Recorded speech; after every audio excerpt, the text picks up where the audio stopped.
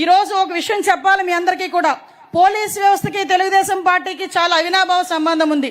ఎందుకనంటే నందమూరి తారక రామారావు గారు సీఎంగా ఉన్నప్పుడే ఏపీకి సంబంధించి ఒక పోలీస్ అకాడమీని ఆ రోజు స్టార్ట్ చేశాం. ఆ రోజు స్టార్ట్ చేసిన దగ్గర నుంచి అది మిగతా రాష్ట్రాలకి కూడా ఆంధ్రప్రదేశ్ పోలీస్ అకాడమీ అన్నది మిగతా రాష్ట్రాల వాళ్ళు కూడా దాన్ని ఒక ఎగ్జాంపుల్ గా తీసుకొని పెట్టిన సందర్భం. అదే కాకుండా గ్రేహౌండ్స్ లాంటి కఠినతరమైన పోలీస్ వ్యవస్థను కూడా తీసుకొచ్చి నక్సలిజాన్ని అణిచేటట్టుగా చేసిన పరిస్థితి కూడా ఆ రోజు నుంచి స్టార్ట్ అయింది. మీ అందరికీ తెలుసు, గౌరవ ముఖ్యమంత్రి గారు చంద్రబాబు నాయుడు గారు ముఖ్యమంత్రిగా ఉన్న ప్రతి సంవత్సరం కూడా డిఎస్సి ఎలా తీసేవారో పోలీస్ కానిస్టేబుల్ ఎస్ఐ రిక్రూట్మెంట్ కూడా అలాగే జరిగేది. 1999 నుంచి 2004 వరకు, అదేవిధంగా 2014 నుంచి 19 వరకు చూసుకున్నా కూడా సుమారుగా 23,000 మంది కానిస్టేబుల్ పోస్టులు తీసిన ఏకైక సీఎం మన చంద్రబాబు నాయుడు గారని చెప్పడానికి నేను చాలా గర్వపడుతున్నా. ఈ రోజు